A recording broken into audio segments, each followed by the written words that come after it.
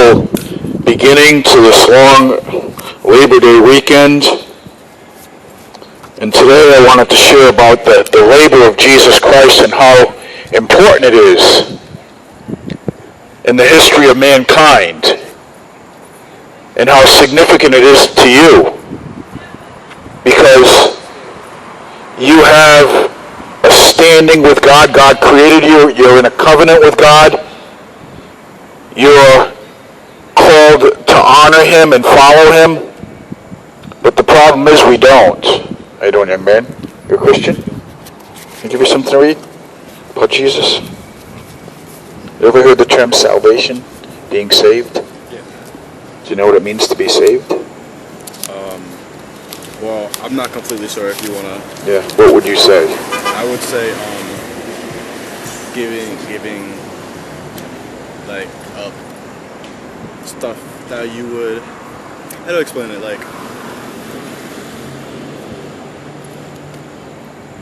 I'm sorry, I'm having a brain fart. Okay, that's all right. No. So do you think you are in right standing with God? Let me ask the question another way. Sometimes. Okay, so when you're not, what does that mean for you? Do you think that God is just extensive in the sense that he just embraces you the way you are? In some way. And so do you believe you're going to have a day of judgment before God will judge you? And right now, based upon how you're living, do you think that God will welcome you into his eternal kingdom, the kingdom of heaven? Well, I'm not exactly sure, but... Okay. Do you know the Bible tells us that we can be sure? Have you read the Bible at all, or? Not too much. No. Well, that's the beauty and the message of the Bible. The Bible points to the reality that man has been placed in this world to honor God, and we haven't. We've broken his law. So the Bible calls us enemies of God. And there are some other terms that the Bible uses to show us how evil we really are. The Bible says we're children of wrath. That means that God's anger is upon those certain people who haven't seen their need to be saved. To be saved means to be rescued from God's judgment and his wrath. But someday Jesus is going to come back and show people that they weren't right with God, and God is just. Right? Justice is a good thing, isn't it? Yeah. When God does what is right. And so we're all guilty before God because we all sin. The Bible says one sin puts you in a distance between you and God. That's a bad thing, because the penalty for sin is death or hell.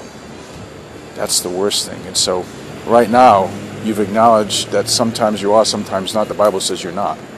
The Bible says the wages of sin is death, hell. And so what do you do if you're headed to hell?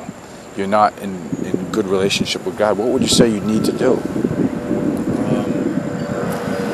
For me right now, I'd say change any ways of me being selfish. Okay.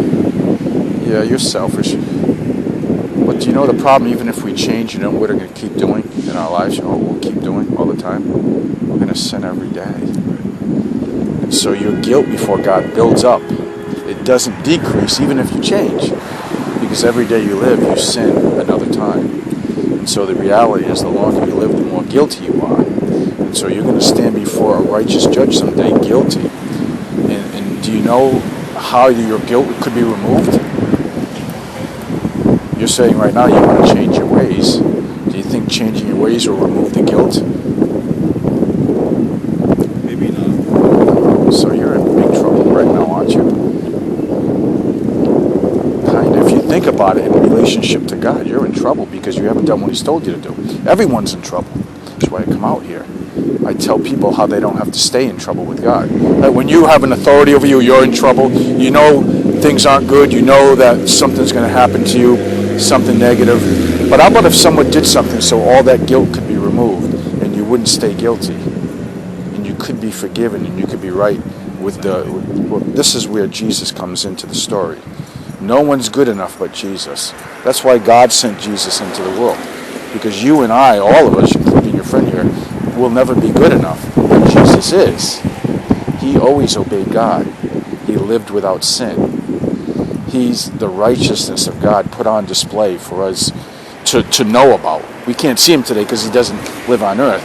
But the record of his life is written in this Bible.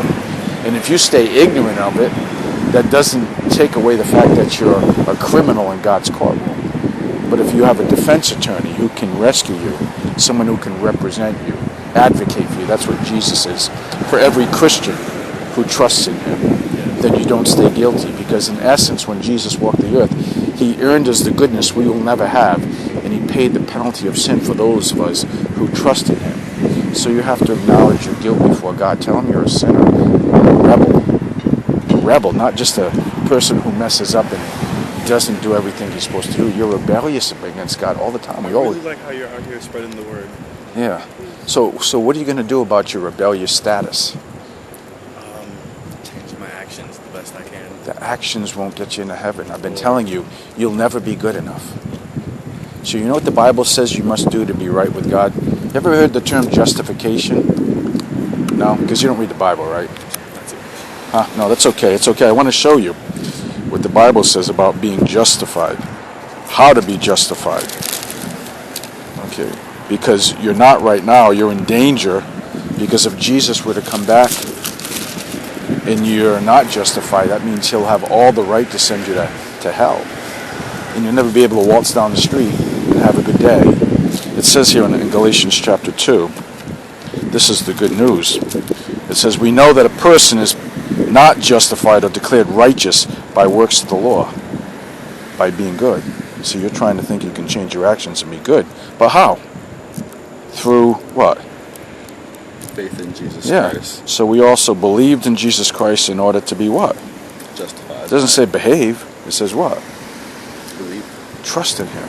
The word belief means to trust, not just acknowledge. You can know about God. You've heard about Jesus, correct? You've heard the name. But the Bible just doesn't want us to acknowledge him. The Bible says we must trust in him. And what he's done is live the life you can't live. He paid the penalty you deserve. So if you trust in him today, you could be right with God. You could be reconciled to God. You could become part of God's family. But you must do it. What's your name? Davian. Davian? Spell it. D-A-V-I-A-N. D-A-V-I-N? I-A-N. Okay, Davian. So, well, Davian, that's why I come here, to tell people you're an enemy, but you can become a friend. Religion will tell you to try harder, be better. Biblical Christianity says you'll never be good enough. So why don't you trust in the one who is good, Jesus? It's a great deal, isn't it? But it has to be genuine in essence. You must really see your guilt, and you must really see Jesus as the only one who could be righteous for you. So I want to leave you with something, okay? Right now you're not saved, but you could be saved. And so if you ever have any questions about being saved, or any questions from the Bible, because God will work in your heart, I have my email address, and I have my phone number. You can just text me. So I want you to know that you're right with God. And I'm telling you right now, the way is through Jesus. But if you have any questions or any doubts or any concerns, then you can just text me. But I want you to think about this, because you're not going to live forever in this body. It's going to get old. It's going to break down. You're going to die, and then you're going to be judged, which is most important. So that's my plea to you, Davian. I'm glad you walked by me. I'm glad God put you in my path. That I was able to share this good news with you. And my hope and prayer is that you would see your need for salvation and trust in the one who can't. You, the only one, Jesus. So, something to think about, all right? All right? What's your name, man? Lily? Nice to meet you, Lily. I pray that you guys maybe think about this. It's the most important subject matter in the world to think about. Where will you go eventually? So the Bible says good news. That's what gospel means. Good news. Good news is Jesus has earned the way. Yeah. You just have to trust in him. Does that sound like a good deal? Yes. It does. All right, David. You guys have a great day. Have a great weekend, okay? God bless you. Test. And so, my friends, I'm here today because I want to share this great message that's found in the Bible. The Bible calls the gospel the good news, and this good news is woven through the Bible.